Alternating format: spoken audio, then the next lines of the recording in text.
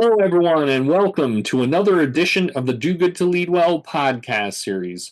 I'm your host, Craig Dowden, and it's an absolute pleasure to have you join us today. This is another monthly solo episode whereby at the end of each month, the last Thursday of every month, I share the most incredible conversations that I've been a part of, or some really interesting research, or topics that I've come across. And so today, I really wanted to delve into the topic of fear, something that seems to be more and more prevalent, and you get a sense of the heightened emotions that follow us around. And Franklin D. Roosevelt famously said, "The only thing we have to fear is fear itself." Now, that might seem a lot easier said than done. It may be, wow, my fear seems absolutely overwhelming. And it can be very difficult to really circumvent that and to really manage our fear effectively. And what's also really powerful about the emotion of fear is there's so much data that shows us that then when we're fearful, we get much more self-oriented, much more selfish. We are much less aware of the environment around us, and in particular, in terms of the people around us and what they need in a particular situation. Our energy can be compromised, the quality of our decision making is compromised, and so this is incredibly problematic. Now, what's really interesting about our fear response is that there's also a lot of research that shows us that the vast majority of our fears never come to fruition. So, one of my favorite studies where they looked at chronic worriers and wanted to see, okay, when you're worrying about all kinds of stuff, what percentage of the things that you're worried about actually comes true in the future? And what was amazing in this study, again, a longitudinal study saying, hey, Craig, what are you worried about today? What are you most fearful about today? And then follow up with me in several months' time. 90% of things never happened. Like, again, I'm going to say that again, 90% flipped around. 10% of our fears, our worries actually come to fruition. Now, what's really fascinating about this research as well is that almost a third of things turn out way better than we could ever imagine. So, even though we are afraid of it, even though we're worried about it, in the future, a third of those things are far better than we could have ever thought they would. So it's just this really interesting outcome set in terms of 10% of things come to fruition, and in over a third of the cases, it's way better.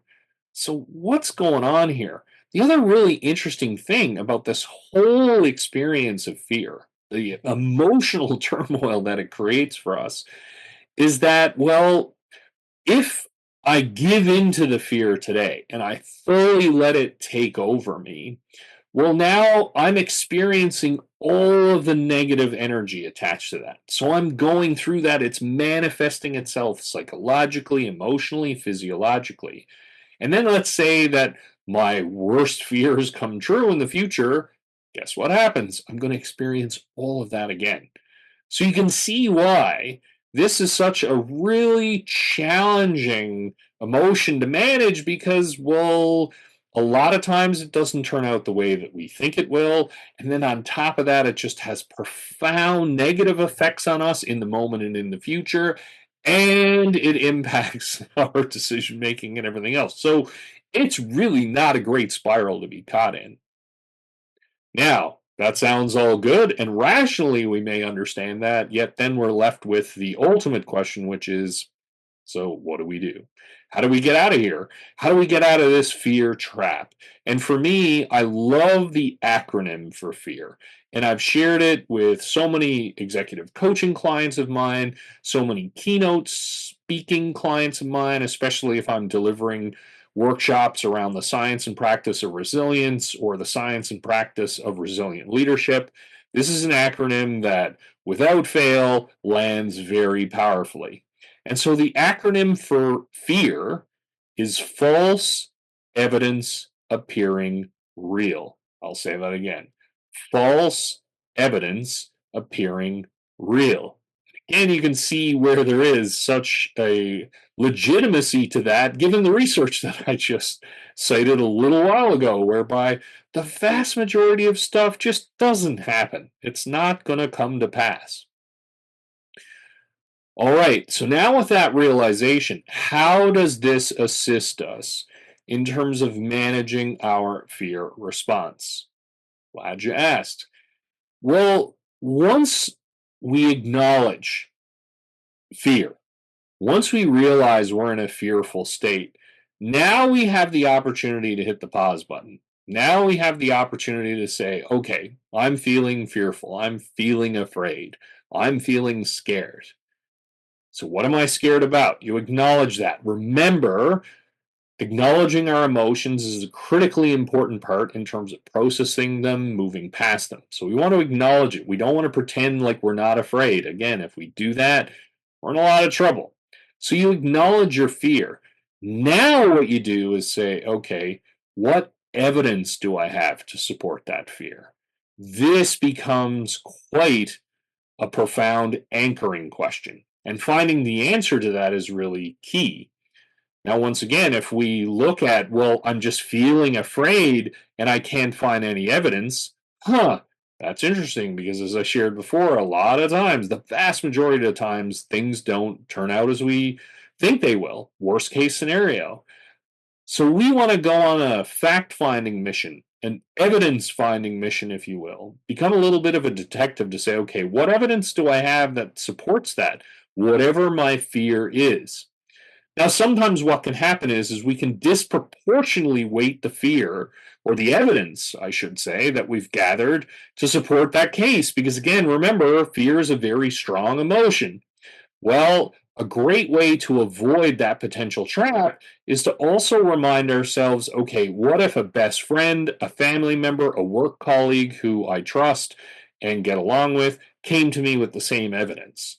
Would I accept this as strong evidence as an objective observer? If I were there to give them guidance, to give them support, if they brought this piece of evidence, would I say, yes, it's really strong? Or would I look at it and go, no, that seems pretty weak to me?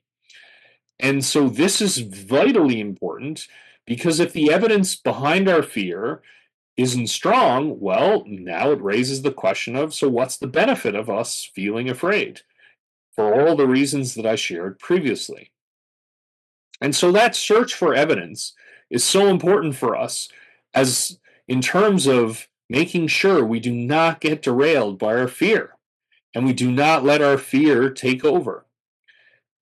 Now, for those of you who follow the podcast, you know that I had the distinct pleasure of welcoming Dr. Julia DeGangi, the author of Energy Rising, the neuroscience of leading with emotional power, to the podcast several weeks ago.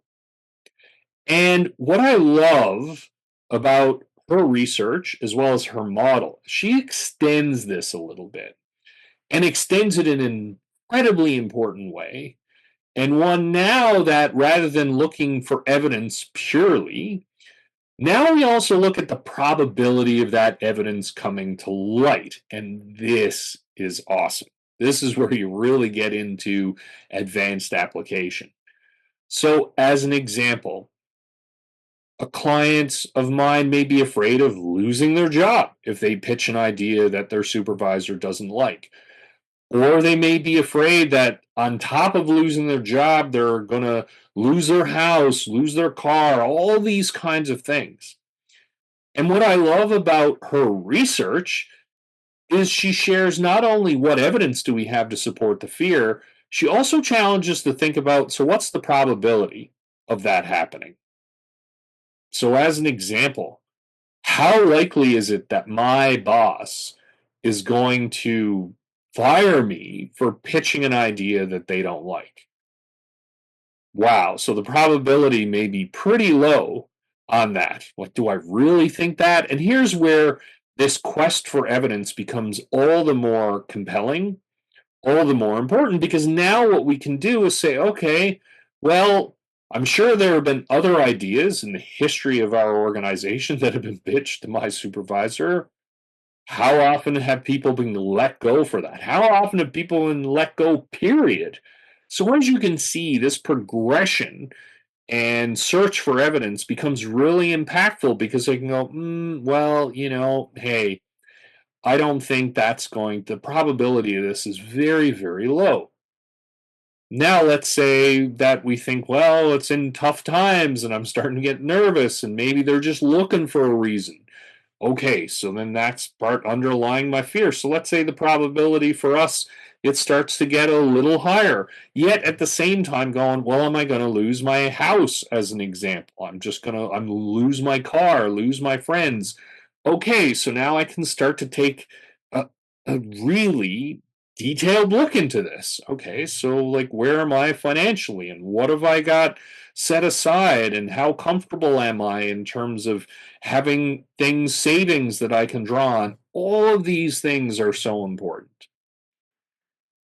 And the reason I'm sharing this is because when we are confronted, and we're all going to be in situations where we can feel afraid, it's virtually impossible to go through life without feeling fear. And in fact, it is a valuable emotion. It's telling us things. Once again, remember the critical mantra that our emotions are data points. So we want to learn from that. Yet at the same time, we want to manage it effectively. And we also want to make sure that it doesn't control us, overwhelm us, and put us in a position where it's going to undermine our success personally or professionally. So taking this more detective based lens to that emotion and really trying to learn what it's telling us can be really helpful. Now, what's also powerful and instructive from a macro level standpoint is we can also raise the elevation of this. Perhaps what we can do is look at it and say, okay, now in what situations does my fear response tend to come up? What are those circumstances where I'm much more likely to feel fear than others? Now, what's really interesting about this is there may be parallels. There may be patterns that we can see emerge through this. Now, which once again really helps us when we look at not only that evidence based lens, but also looking at it in terms of so what can we learn from this? What's at the root cause? What can I learn about myself in this situation? And so this can be really helpful, not just in a micro level standpoint, also from a macro level. Here's what's also really cool about this. And I've had lots of conversations with clients around this very thing lately, particularly around when it comes to fear or anxiety or things we're worried about, is that look for other areas that have a similar underlying theme, shall we say. Yet we're able to show up differently. That fear based response is not nearly as powerful as in the circumstance that we're currently struggling with. So, as an example, at the office, when things are uncertain, or if I've got to go in front of a client and deliver a presentation and I'm unsure, I've never interacted with the client before, and I'm wondering how they're going to take the points that I make and are they going to find my arguments compelling? Well, now look at it and go, hey, when I'm traveling to a brand new place and I don't have a plan and I'm not sure what I'm going to do, yet I feel energized and excited. What's going on? Awesome. As you can probably tell, and this is really at the heart and soul of the Do Good to Lead Well podcast, it's that inner reflection. It's trying to figure out what these data points are telling us. It's about equipping ourselves with as crystal clear self insight as we can possibly obtain, such that when we encounter a situation, it doesn't mean we're always going to handle it perfectly, not even close. Yet, what it does is each time we encounter a situation, we can get better. It's kind of that adage, right, of just getting a little better every single day, learning from every single experience, figuring out ways in which that we can differentially apply ourselves, the skills, the passions that we possess in order to be at our best. And so the next time you're feeling afraid, Sit with it, learn from it, analyze it, step back from it, go to the balcony, another popular expression. Get curious around it. Look at it from an evidence based lens. Look at it from a probability perspective and see it as an opportunity to learn about yourself. Write it down and track and follow up with yourself in several months to see what happened. All of these things empower us to truly transform our personal and professional lives. As always, thank you so much for your ongoing support, your feedback, your suggestions. Because of the level of engagement in this amazing community, Do Good to Lead Well continues to be one of the top rated podcasts in the world. I always want to hear from you. Share your guest ideas, your topic ideas. I feel a profound privilege to be able to connect with you in every single episode and can't wait for you to join us next time. Please like, subscribe, and share on all of your social media platforms and can't wait to be with you again soon. Bye for now.